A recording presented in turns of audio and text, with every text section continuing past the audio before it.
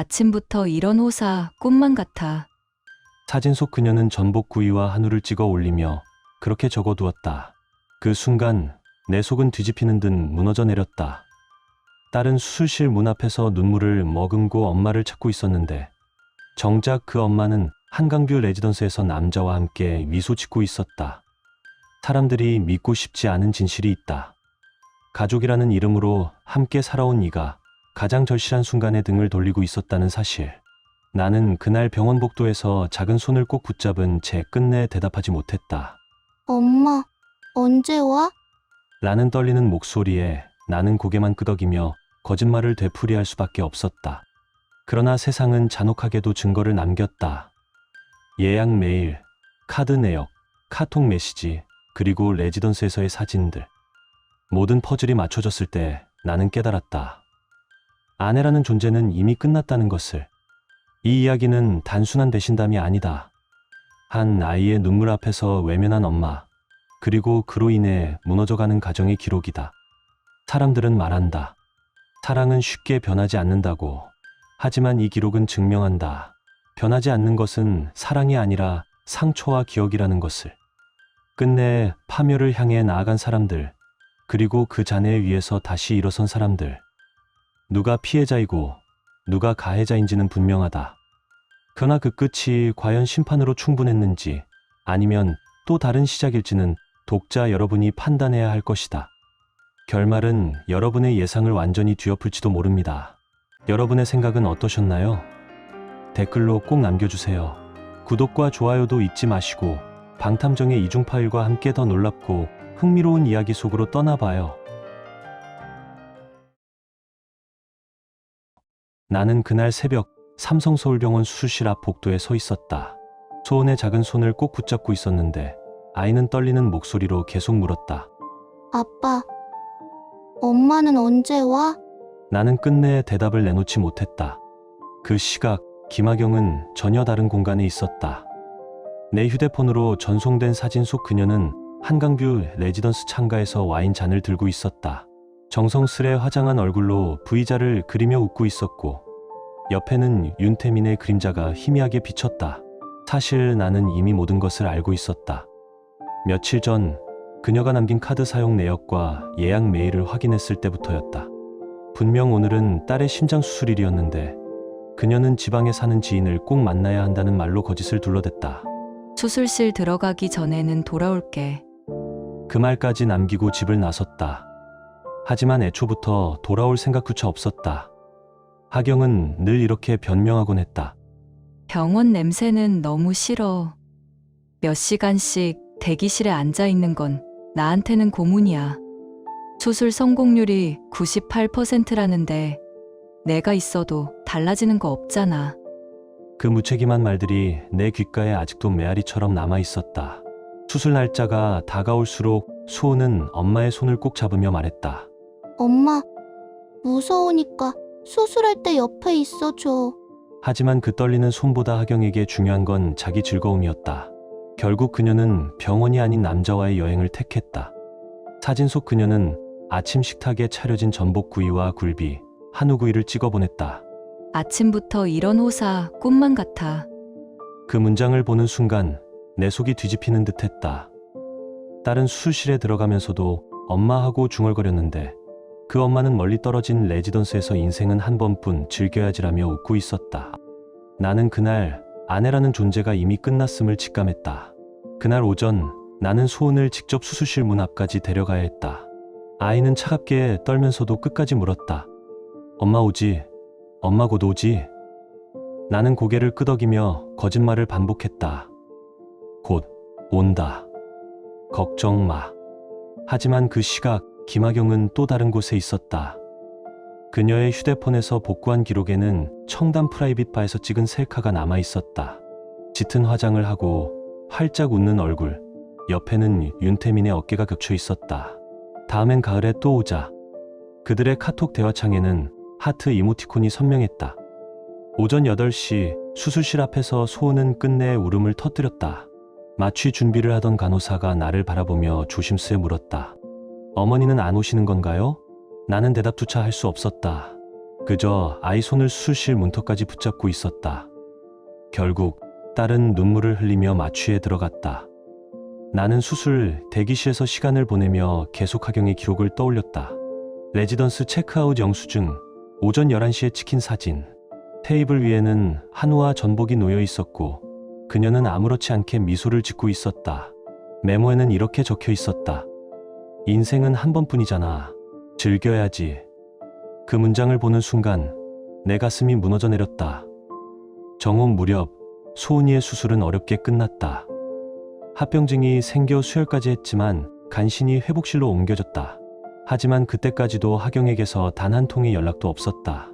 내 휴대폰 화면에는 부재중 전화가 50통을 넘겼고 카카오톡 메시지는 수십 개의 숫자가 붉게 쌓여 있었다. 소은이 수술 들어간다. 지금 어디 있냐? 아이가 울고 있다. 언제까지 안 올 거냐? 수술 시작했다. 마지막까지 널 기다렸다. 오후 1시 30분 나는 마지막으로 메시지를 남겼다. 수술은 끝났다. 하지만 너는 이제 돌아오지 마라. 소은 앞에 설 자격은 없다. 우리 사이는 끝이다. 그 문장을 쓰고 난 순간 내 안에서 아내라는 존재는 완전히 사라졌다. 그날 집으로 돌아오자마자 나는 열쇠공을 불러 현관 자물쇠를 바꿨다. 그리고 우편함 안에 이혼 서류를 넣어두었다. 내 이름과 도장은 이미 찍혀 있었고 김하경의 이름만 빈칸으로 남겨두었다. 짐은 모두 택배로 본가로 보냈다. 그 위에 단 한 줄을 덧붙였다. 다시는 연락하지 마라. 소은 앞에 나타날 자격은 없다. 저녁 무렵 이웃 아주머니에게서 전화가 걸려왔다. 아까 보니까 김하경 씨가 집 앞에서 한참 서 있더라고요. 초인종도 누르고 창문으로도 들여다보고. 나는 아무 대답도 하지 않았다. 이미 예상했던 일이었으니까. 현관문을 닫고 돌아섰을 때 나는 이미 모든 준비를 끝내두었다. 거실 벽에 걸린 사진 액자들 결혼식, 가족여행, 아이 돌잔치가 안에서 김하경의 모습은 단 하나도 남기지 않았다. 이제 벽에는 오직 나와 소은 둘이 환하게 웃는 사진만이 걸려 있었다. 마치 애초부터 그녀라는 존재가 이 집에 발을 들이지 않았던 것처럼 그녀가 현관 앞에서 어떤 표정을 지었을지는 보지 않아도 알 수 있었다. 엄마 자격을 잃었다는 서류를 확인했을 때 그 가슴이 어떻게 무너졌을지도 충분히 짐작할 수 있었다. 하지만 그것이 내가 바란 결말이었다. 그날 나는 김하경을 완전히 지워버렸다. 나는 결심을 굳혔다. 모든 증거를 모아두고 오늘 이 자리에서 끝을 내기로 했다. 저녁 무렵 나는 윤태민의 집으로 향했다. 고급 주택가 끝자락에 있는 세 층짜리 집. 평소라면 부러움만 느꼈을 곳이었지만 그날은 마치 법정처럼 차갑게 느껴졌다. 현관 앞에 서자 초인종을 누르기도 전에 안에서 고함과 유리가 깨지는 소리가 터져나왔다. 거실 문이 열리자 이미 아수라장이었다. 서지연은 두툼한 서류 뭉치를 손에 쥔 채 남편을 몰아세우고 있었다. 이게 뭐야? 1년 반 동안 날 속였다고? 탁 하고 서류가 테이블 위에 내던져졌다. 그건 내가 건넨 탐문 보고서, 카드 사용 내역, 그리고 카카오톡 대화 복사본이었다. 윤태민의 얼굴은 핏기가 사라져 창백했다. 잠깐만, 오해야. 진짜로. 그러나 서지연은 멈추지 않았다. 애들 학비까지 빼돌려서 그 여자한테 쓴 거 다 나와 있어. 부끄럽지도 않아? 쾅, 유리컵이 바닥에 떨어지며 산산조각이 났다. 윤태민이 다급히 손사래를 쳤다. 진정해. 얘기 좀 들어봐. 진정? 내가 정신을 차려야지. 나는 그 소란을 차분히 지켜보다가 천천히 입을 열었다. 이제 다 드러났군. 모두의 시선이 나를 향했다. 나는 방 안을 둘러보았다. 테이블 위엔 서류와 사진이 널려 있고 시계 초침 소리만이 공기를 가르고 있었다. 한쪽 구석에 널브러진 아이들 장난감이 이 집의 평화가 이미 산산조각 났음을 보여주고 있었다. 나는 낮게 그러나 또렷하게 말을 꺼냈다. 오늘은 소은이 수술날이었다. 그런데 김하경은 이 남자와 레지던스에서 아침을 먹고 있었다. 이 서류와 기록이 그 증거다. 순간 방 안 공기가 얼어붙었다. 서지연은 이를 악물며 하경의 이름을 토해냈다. 김하경, 너 같은 인간이 어떻게 엄마라는 이름을 달고 살았어? 그 목소리를 들으며 내 머릿속에는 병원 복도가 겹쳐 떠올랐다. 수술실 앞에서 소은이 내 손을 꼭 붙잡고 떨리는 목소리로 아빠, 엄마 곧 오지? 라며 물어보던 장면. 나는 끝내 대답하지 못하고 고개만 끄덕였었다. 그 기억이 지금의 공기와 맞물리며 내 가슴을 다시 짓눌렀다. 분노가 목 끝까지 차올랐지만 나는 끝내 표정을 차갑게 눌렀다. 그때 현관에서 초인종 소리가 울렸다. 띵동. 문이 열리자 김하경이 허겁지겁 들어섰다. 창백한 얼굴, 커다랗게 뜬 눈, 거실 안의 모든 시선이 일제히 그녀에게 꽂혔다. 짧은 침묵 속에서 시계 초침 소리와 그녀의 거친 숨소리만이 또렷하게 들렸다. 나는 그 순간을 기다려왔다. 이제 그녀는 어디에도 숨을 곳이 없었다. 거실은 이미 법정 같았다. 윤태민은 바닥에 무릎을 꿇고 있었고 땀에 젖은 등이 굽은 채로 떨고 있었다. 내 부모님, 그리고 서지연 모두가 차갑게 그를 내려다보고 있었다. 테이블 위에는 두툼한 봉투와 사진 파일이 널려 있었는데 그것은 내가 지난 1년 반 동안 모아온 증거들이었다. 나는 태블릿을 꺼내 천천히 화면을 켰다. 1년 반 전부터 나는 다 알고 있었다. 내 목소리는 얼음처럼 차가웠다. 문가에 멍하니 서 있던 김하경은 그 말에 질린 듯 바닥에 주저앉았다. 화면 속에는 사진들이 차례대로 흘러나왔다. 청담 프라이빗 바에서 와인을 마시던 장면, 강원 리조트에서 찍은 셀카, 한강뷰 레지던스에서 다정히 웃는 모습, 그리고 차 안에서 입을 맞추던 순간까지 모두 선명했다. 하경의 얼굴은 순식간에 하얗게 질려버렸다. 입술이 떨리며 무언가를 내뱉으려 했지만 그건 다라는 말끝은 허공에서 끊겨버렸다. 나는 마지막으로 준비한 영상을 열었다. 레지던스 복도의 CCTV 기록. 화면 오른쪽 하단에는 붉게 찍힌 날짜가 선명했다. 소은이가 수술을 받은 바로 그날, 그 안에서 하경은 윤태민과 포옹하며 웃고 있었다. 화면 속 웃음소리가 방 안 공기를 칼처럼 갈라놓았다. 그 순간 내 목소리가 처음으로 흔들렸다. 하필 그날이었냐. 내가 내뱉은 짧은 한마디에 방 안은 숨조차 멎은 듯 정적에 잠겼다. 서지연이 이를 악물며 남편에게 달려들듯 소리쳤다. 아이들 학비까지 빼돌려서 그 여자한테 쓴 거 다 나왔어. 더러운 변명하지 마. 쾅. 꽃병이 바닥에 깨지며 파편이 사방으로 튀었다. 윤태민은 고개를 축 늘어뜨린 채 아무 말도 못했고 하경은 눈물을 흘리며 떨기만 했다. 나는 눈을 감았다가 뜨며 병원 복도의 기억을 끌어올렸다. 수술실 앞, 소은이 내 손을 꼭 붙잡고 문망울을 크게 뜨며 물었다. 아빠, 엄마 올 거지? 나 무서워. 나는 대답 대신 고개만 끄덕일 수밖에 없었다. 그 작은 손의 떨림, 차가운 온기가 아직도 내 손바닥에 생생했다. 그 아이가 마취로 눈을 감기 직전까지 엄마를 찾았다는 사실이 내 가슴을 갈기갈기 찢고 있었다. 그때 아버지가 벌떡 자리에서 일어나 목소리를 터뜨렸다. 하경아, 넌 이제 엄마도 아내도 아니다. 부끄러운 줄 알아라. 어머니는 얼굴을 가리고 흐느낌을 삼켰다. 나는 태블릿을 천천히 내려놓으며 결론을 내렸다. 이혼 서류는 이미 준비됐다. 김하경, 넌 이제 내 인생에서 완전히 지워졌다. 어머니가 떨리는 목소리로 덧붙였다.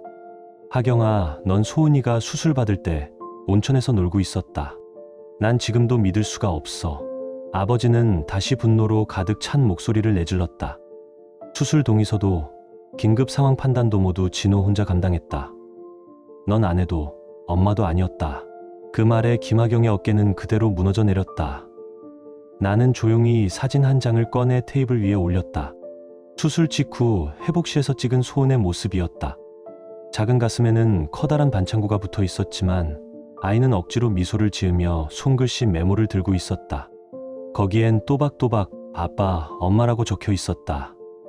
그 사진을 본 순간 하경의 얼굴은 눈앞에서 무너져 내리듯 새하얗게 질렸고 결국 눈물이 터져 흘러내렸다.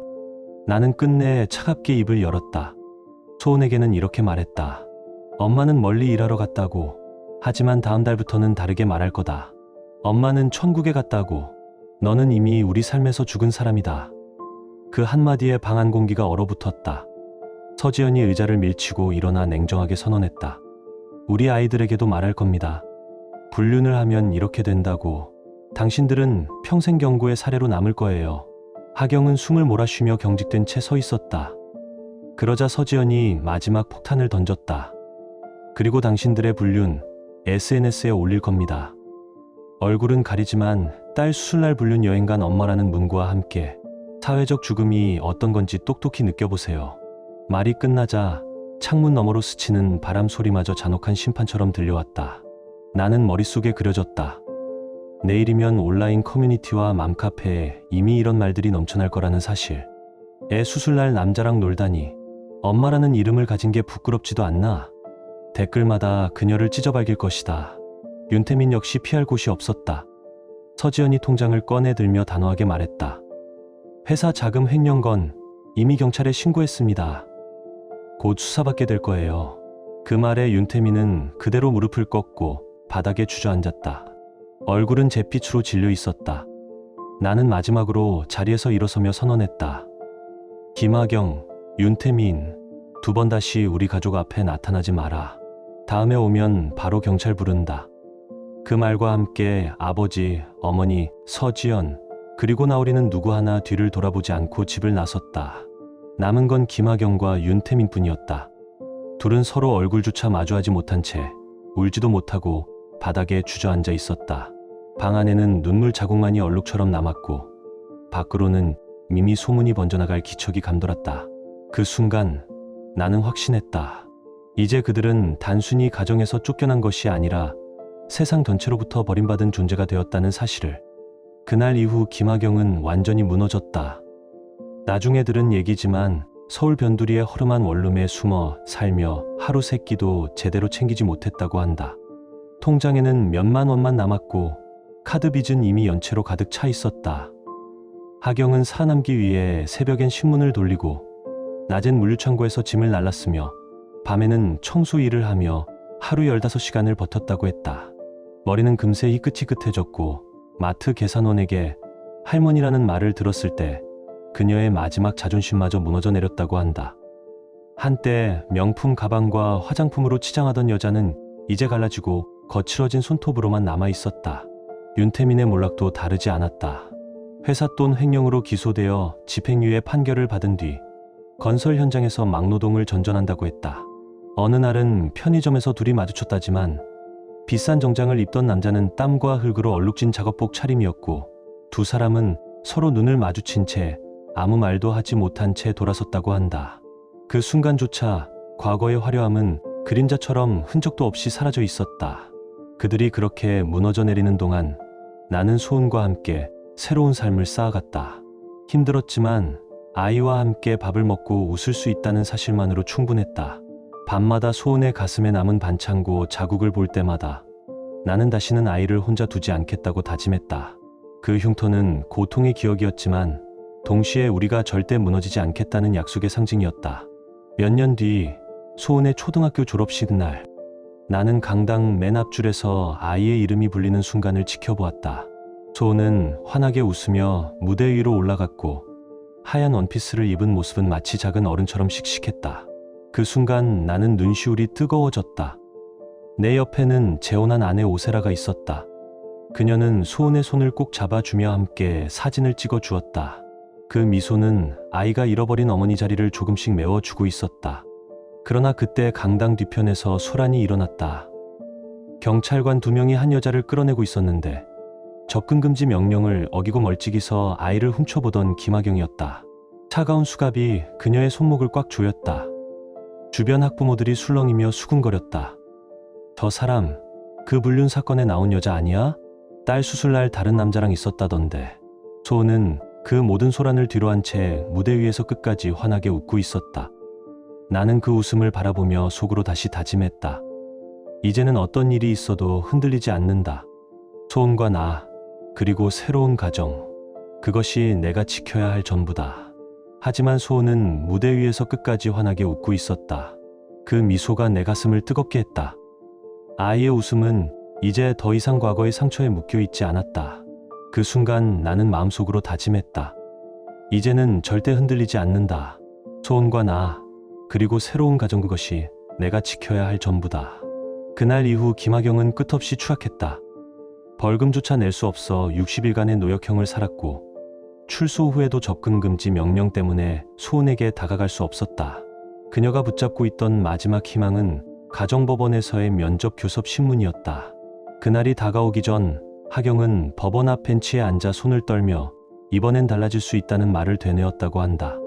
값싼 코트깃을 꼭 여민 채 낡은 구두 끝을 내려다보며 속으로 수십 번이나 연습했을 것이다. 소은아, 엄마가 미안해. 하지만 그 입술은 실제 순간을 마주했을 때 단 한마디도 내뱉지 못했다. 법정의 무거운 문이 열리자 나는 이미 자리에 앉아 있었다. 내 옆에는 13살이 된 소은과 오세라가 함께 있었다. 작년보다 훌쩍 자란 소은은 단정한 교복 차림으로 앉아 있었고 두 손을 무릎 위에 올려놓은 채 어른처럼 의연해 보였다. 나는 옆모습만 보아도 가슴이 저려왔다. 한때 수술대 위에서 작은 손으로 내 손을 붙잡고 있던 그 아이가 이제는 스스로 말할 준비가 되어 있었다. 법정 안공기는 병원 중환자실보다도 더 차가웠다. 하얀 형광등 불빛은 매정하게 내려앉아 있었고 사람들의 시선은 모두 김하경을 향해 있었다. 그 눈빛은 마치 전시된 죄인을 바라보듯 냉정했다. 나는 순간 숨을 고르며 스스로에게 다짐했다. 오늘은 끝내야 한다. 이제 더 이상 흔들려서는 안 된다. 재판관이 소은을 향해 물었다. 어머니와의 면회를 어떻게 생각하나요? 그 짧은 한 문장이 법정 전체를 얼어붙게 만들었다. 소은은 한참 동안 눈을 내리깔고 있었다. 그 작은 손이 떨리는 걸 나는 분명히 보았다. 그러나 곧 아이는 고개를 들고 천천히 오세라를 가리켰다.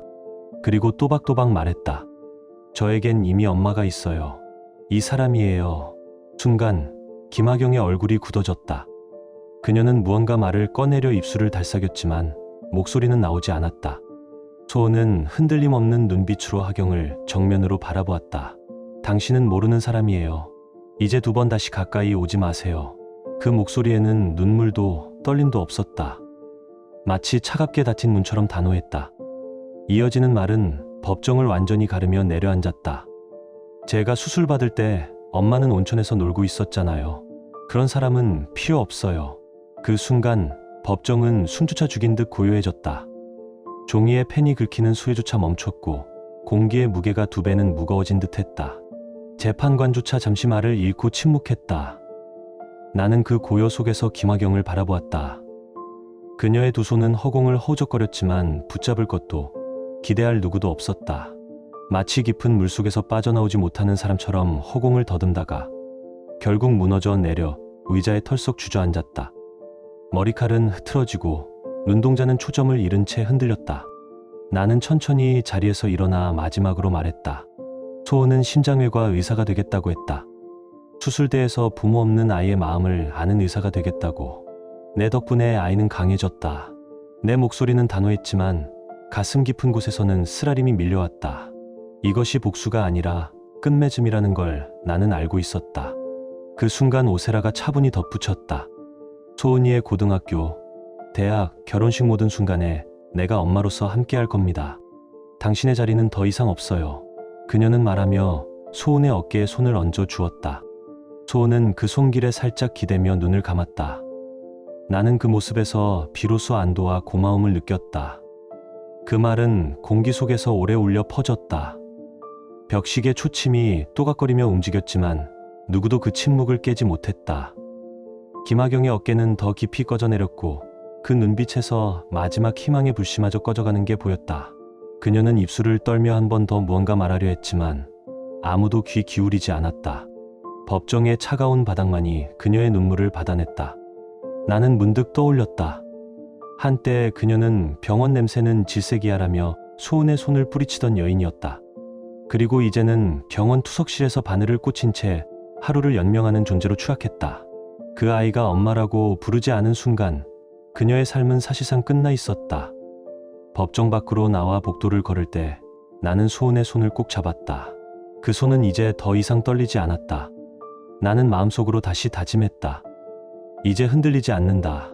지켜야 할 건 오직 앞으로의 삶뿐이다. 그 뒤로 그녀는 시청 임대주택에서 홀로 살며 매달 80만 원의 기초수급비로 연명한다고 들었다. 그 방은 고작 10평 남짓한 원룸이었고 벽지에는 곰팡이가 피어 있었다. 겨울이면 창문 틈새로 찬바람이 스며들었고 여름이면 벌레들이 달라붙어 잠조차 제대로 잘 수 없었다. 오래된 가스레인지 하나로 라면을 끓여 하루 두 끼를 때우는 것이 전부였다. 과거 레지던스에서 전복과 하루를 먹으며 웃던 얼굴은 이제 그림자조차 남지 않았다. 마트에 가면 그녀는 늘 폐기 직전 코너 앞을 맴돌았다. 유통기한이 임박한 도시락이나 할인 라면을 손에 쥐고 계산대 앞에서 발을 동동 굴렀다. 한때 명품 가방을 들고 다니던 여자가 이제는 1,000원짜리 콩나물 봉지를 들고도 계산대 앞에서 망설였다. 더 모욕적인 건 마트 계산원이 그녀에게 무심코 던진 한마디였다. 할머니, 봉투 필요하세요? 아직 30대 중반인데도 할머니라 불리는 순간 그녀의 자존심은 산산조각 났다고 한다. 머리를 염색할 돈조차 없어 흰머리는 그대로 자라났고 손톱은 연속된 아르바이트와 청소일 때문에 갈라져 있었다. 화려하게 화장하고 거울 앞에서 미소 짓던 여자의 모습은 사라지고 거울 속에는 낯선 늙은 여인만이 서 있었다. 본인조차 이게 정말 나인가 중얼거렸다고 한다. 임대주택의 이웃들은 그녀를 피했다. 엘리베이터에서 마주치면 고개를 돌렸고 아이들은 복도에서 그녀를 보고 속삭였다.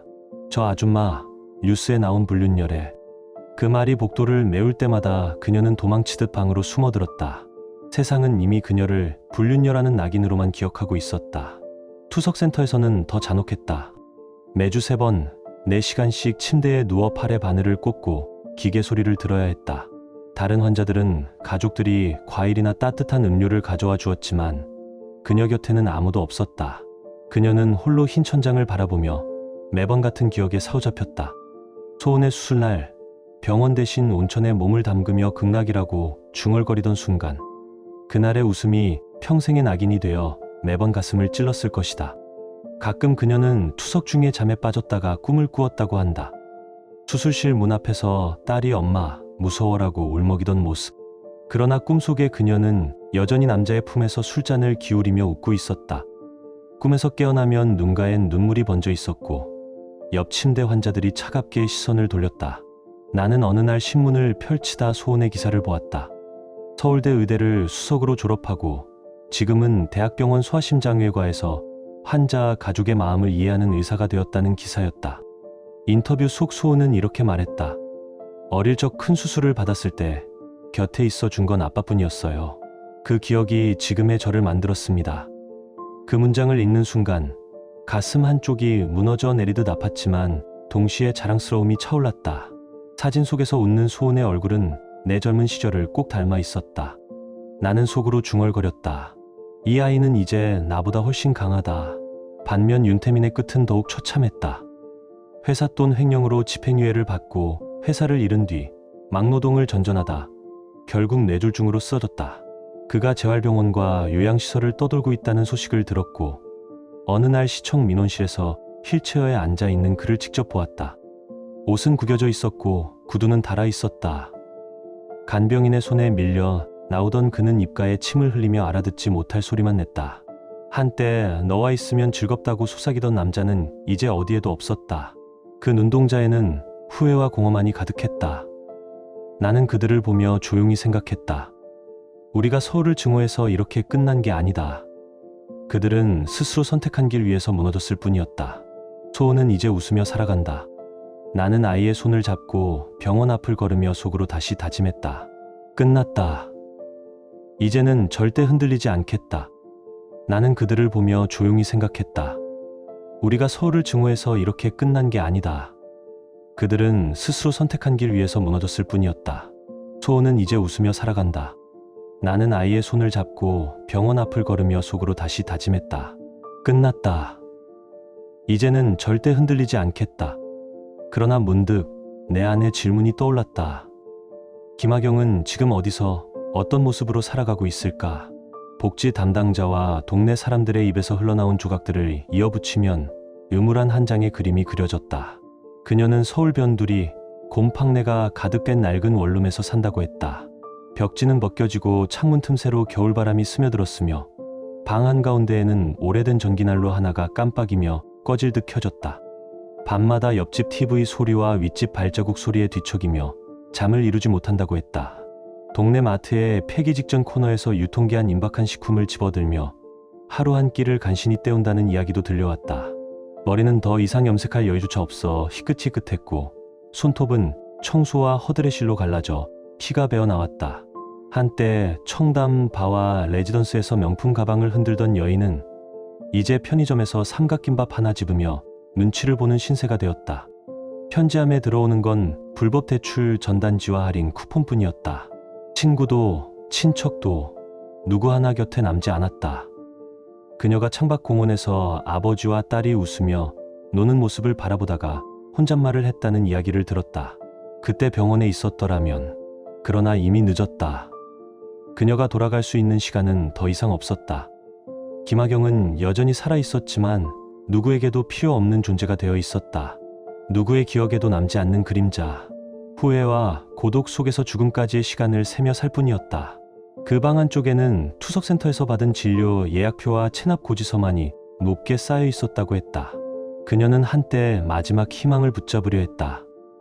아이에게 보내는 편지를 썼지만 우편은 반송되어 돌아왔다. 새로운 일을 구하려고 면접에 나갔으나 이름이 인터넷에 남아있다는 이유로 번번이 거절당했다. 사회적 죽음은 그렇게 일상을 집어삼켰다. 투석센터 옆 침대에 누운 노인이 언젠가 그녀에게 말했다고 한다. 인생은 한 번뿐이야. 후회 없는 삶을 살아. 하지만 하경은 그 말에 웃음조차 짓지 못했다고 한다. 후회밖에 없는 삶을 살아온 사람에게는 그 말이 너무 무겁게 내려앉았을 것이다.